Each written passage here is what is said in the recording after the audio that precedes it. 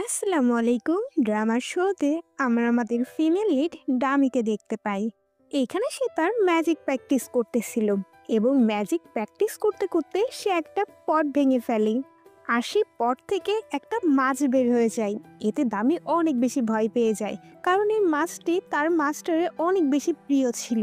এখানে মাস্টার তাকে মানাও করেছিল যে তুমি এত ম্যাজিক ব্যবহার করবা না। সে মাস্টার নিয়ে অনেক বেশি চিন্তিত হয়ে গিয়েছিল। আর তখনই সেখানে মাস্টার চলে আসে।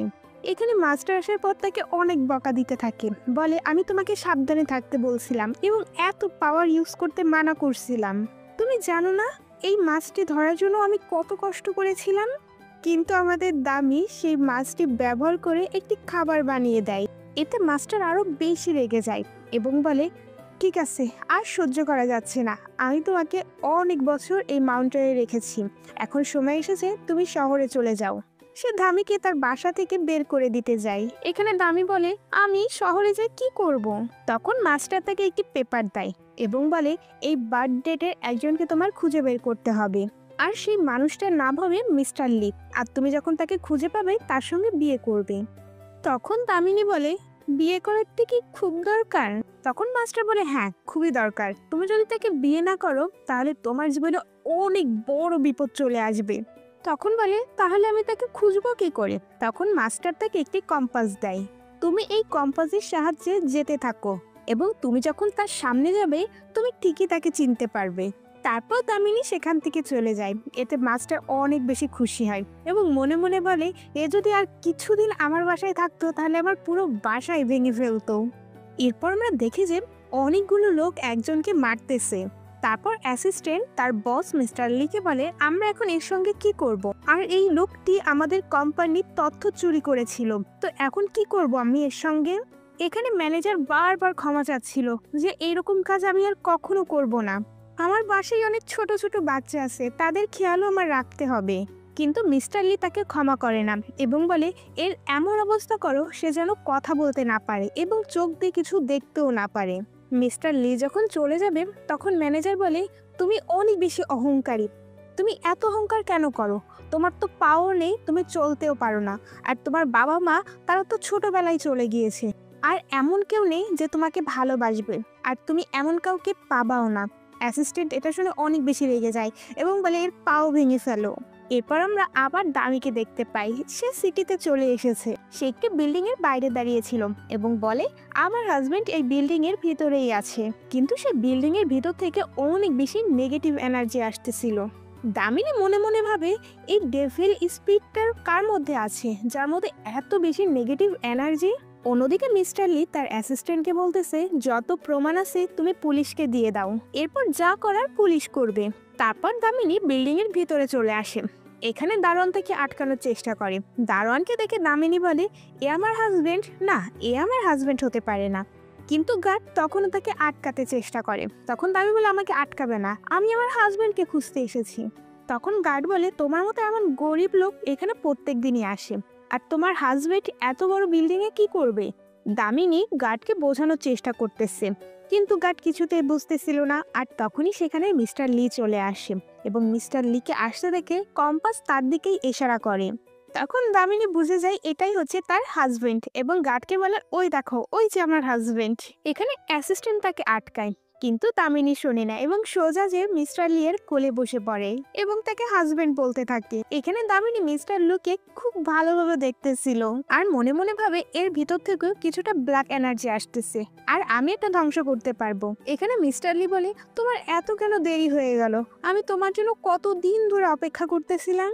কিন্তু এটা দামিনীর স্বপ্ন ছিল। মিস্টার লি তো কিছুই বলতেছিল না। তখনই পাশের থেকে কিছু লোক বলে, আমরা তো ভাবছিলাম এনার কখনো বিয়েই হবে না। আর এইসব কথা অ্যাসিস্ট্যান্ট শুনে ফেলে এবং তাদের চাকরি থেকে বের করে দেয়। আর তখন মিস্টার লি দামিনীকে ধাক্কা দেয়। এখানে দামিনীরও অনেক বেশি রাগ হয়ে যায়, কিন্তু তারপর সে ভাবে, না, রাগ করলে চলবে না, আমার তার সঙ্গে থাকতেই হবে। দামিনী আবার মিস্টার লির কাছে যেতে যাবে, তখন অ্যাসিস্ট্যান্ট তাকে আটকায় এবং বলে, আপনি যদি বেশি কিছু করেন তাহলে আমরা পুলিশকে ডাকতে বাধ্য হব। মিস্টার লি তাকে গেট লস বলে চলে যেতে চায়। তখন দামিনী মনে মনে ক্যালকুলেট করে এবং সে সবকিছু বের করে বলে যে, তোমার ভিতর পয়জন আছে আর আমাকে মনে হয় মাস্টার এর জন্যই পাঠাইছে যাতে আমি তোমাকে সুস্থ করতে পারি। সে দৌড়ে মিস্টার লির কাছে চলে যায় এবং বলে, হাজবেন্ড, আমি তোমার সঙ্গে বাসায় যেতে চাই।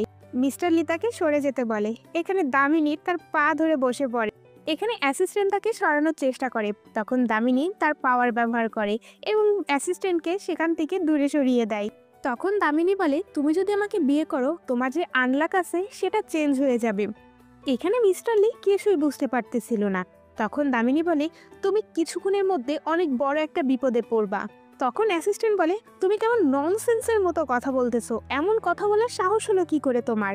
আর তখনই পিছন থেকে একটা গুন্ডা আসে এবং তার হাতে চাকু ছিল এবং দামিনী মিস্টার লিয়ের সামনে চলে আসে এবং এমন পিটেন করে যে চাকু তার লেগেছে। অন্যদিকে দারোয়ানরা সেই লোকটিকে নিয়ে চলে যায়। তখন দামিনী বলে, দেখছো আমি কেমন ভাবে তোমার জীবন বাঁচিয়েছি?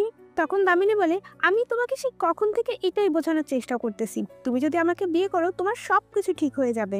তখন মিস্টার লি বলে, তুমি কেমন বোরিং কথা বলো। আর তখনই আমরা সেখানে লিওনজিকে আসতে দেখি। সে এসে বলে, তুমি একটা গরিব মেয়ের সঙ্গে কি করতেছো? দামিনী তার কাছে যায় এবং বলে, তুমি সেই খারাপ মানুষটা যার চেহারা ভালো কিন্তু তার মাথায় কোনো বুদ্ধি নেই। তখন দামিনী ছেলেটিকে বলে, আমি মিস্টার লিকে বিয়ে করতে চাই, আমি তাকে বিয়ে করব দেখে এখানে এসেছি। তখন ছেলেটি বলে, তুমি কি জানো না মিস্টার লিয়ের সঙ্গে যেই থাকে তারই মৃত্যু হয়। তার মা বাবা তার জন্মদিনের দিনই মারা গিয়েছিল কার অ্যাক্সিডেন্টে। তারপর সে যখন ব্লাইন্ড ডেটে গিয়েছিল সেই মেয়েটির সঙ্গে অনেক খারাপ কিছু হয়েছিল। আর তোমার কথা, তুমি যদি এর সঙ্গে বিয়ে করো তাহলে তোমার সঙ্গেও এমনই কিছু একটা হবে। এখানে মিস্টার লির অনেক রাগ হচ্ছিল কিন্তু সে কিচ্ছু বলতে পারতেছিল না। তারপর দামিনী সামনে যায়। লিওনজি যখন চলে যাবে তখনই দামিনী একটা ম্যাজিক করে এবং তাকে ডাকে। সে যখন পিছন ঘুরতে যাবে সে পড়ে যায় আর এটা দেখে দামিনী অনেক জোরে জোরে হাসতে থাকে। এরপর দামিনী মিস্টার লিকে বলে, দেখছো তুমি যদি আমার সঙ্গে থাকো আমি তোমাকে সব সময় প্রোটেক্ট করতে পারবো। তখন মিস্টার লিও কিছুটা ভাবতে থাকে, বলে, এ তো সবার থেকে আলাদা কিন্তু আমি সবার উপর বিশ্বাস করতে পারি না। তারপর দামিনী বলে, চলো আমরা ম্যারেজ সার্টিফিকেট নিয়ে আসি। তখন মিস্টার লি বলে, তোমার প্রতি আমার কোনো ইন্টারেস্ট নেই। তখন দামিনী বলে, কেন, আমাকে কি ভালো লাগতে শুরু হয়েছে তোমার? আর তখনই মিস্টার লি এর ব্লাড অমিটিং হওয়া শুরু করে।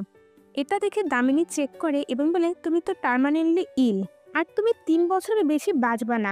এটা শুনে মিস্টার লি চলে যেতে চায়। তখন দামিনী বলে, তোমার কাছে আর একটা উপায় আছে, আমাকে তোমার বাসায় নিয়ে চলো, আমি তোমাকে চিকিৎসা করব এবং তুমি ধীরে ধীরে সুস্থ হয়ে যাবা। আর তুমি যখন সুস্থ হবা তখন তোমাকে বিয়ে করলেই চলবে। তারপর মিস্টার লি বলে, তুমি যদি আমাকে ঠিক না করতে পারো আমি তোমার 2টা হাতই কেটে ফেলবো। অন্যদিকে আমরা লিওকে দেখতে পাই। সে অশ্রমে ছিল এবং সে মনে মনে বলতে থাকে, একটা গ্রাম থেকে আসা মেয়ে আমাকে অপমান করছে, আমি তাকে উপযুক্ত শাস্তি দিয়েই ছাড়বো। সে যখন দরজা খুলতে যাবে দরজা উল্টো তার উপরই এসে পড়ে। এতে সে আরো বেশি রাগ করে যায়। অন্যদিকে আমরা দামি এবং মিস্টার লিকে দেখতে পাই। তারা দুজন মিস্টার লি এর বাসায় ছিল। এখানে দামিনী বলে, আমি তোমার ট্রিটমেন্ট শুরু করব আর ট্রিটমেন্ট শুরু হবে তোমার পা দিয়ে, তাই তাড়াতাড়ি প্যান্ট খুলে ফেলো। তখন মিস্টার লি বলে, না, আমি আমার প্যান্ট খুলবো না। তখন দামিনী বলে, যদি তুমি প্যান্ট না খুলো তাহলে আমি দেখবো কি করে?